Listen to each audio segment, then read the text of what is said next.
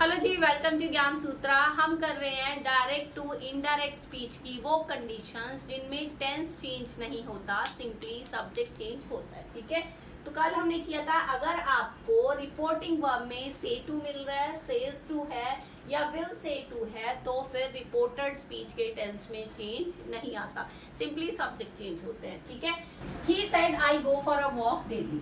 यहाँ पे सेड क्या है, पास्ट की वर्ब की फॉर्म है, और यहाँ पे जो हमारे पास रिपोर्टेड स्पीच है उसमें क्या है, I go for a walk daily. यहाँ पे अपनी एक हैबिट के बारे में बात की जा रही है, तो इसलिए अगर आपको यहाँ पे रिपोर्टेड स्पीच में कोई भी हैबिचुअल फैक्ट मिलता है, कोई अपनी आदत के बारे में आपको बताता है, उस कंडीशन में हम टेंस चेंज नहीं करते। ठीक है, तो कैसे बनेगा, ही सेड दैट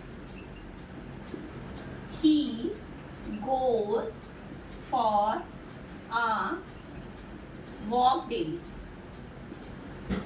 अब यहाँ पे क्या था, फर्स्ट पर्सन, क्योंकि सब्जेक्ट तो हमें चेंज करनी है। ठीक है, आई, तो यहाँ पे क्या है, आई फर्स्ट पर्सन चेंज होगा according to the subject of यहाँ पे रिपोर्टेड वर्ब। तो वर्ब में क्या है, ही, तो यहाँ पे आ गया ही। अब यहाँ पे गोस क्यों आया, देखो यहाँ पे भी प्रेजेंट इंडेफिनिट टेंस की वर्ब की फॉर्म क्या थी, गो। क्यों, क्योंकि हम आई को एज अ प्लूरल ट्रीट करते हैं, दैट्स व्हाई जब हम आई यूज करते हैं प्रेजेंट इंडेफिनिट टेंस में, तो हम वर्ब की फर्स्ट फॉर्म के साथ एस या ईएस नहीं लगाते, बट ही को as a singular he treat किया जाता है, तो इसलिए यहाँ पे आ गया ES goes, he goes for a walk daily. ठीक है, the teacher said a stitch in time saves 9। अब ये क्या है जी, ये है हमारा प्रोवर्ब।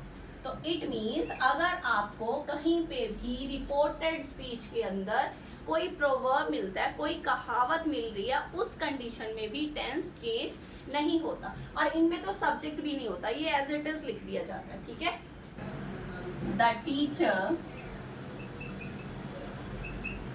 सेड दैट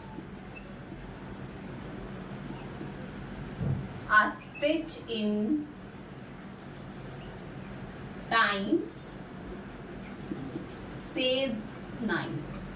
ठीक है जी, ये हो गया हमारा प्रोवर्ब। नेक्स्ट है, she said to me honesty is the best policy. यहाँ पे सेड टू कन्वर्ट हो जाएगा हमारा टोल्ड में, but honesty is the best policy क्या है, ये है हमारे पास प्रोवर्ब। ठीक है, तो यहाँ पे आ गया, she told me that honesty is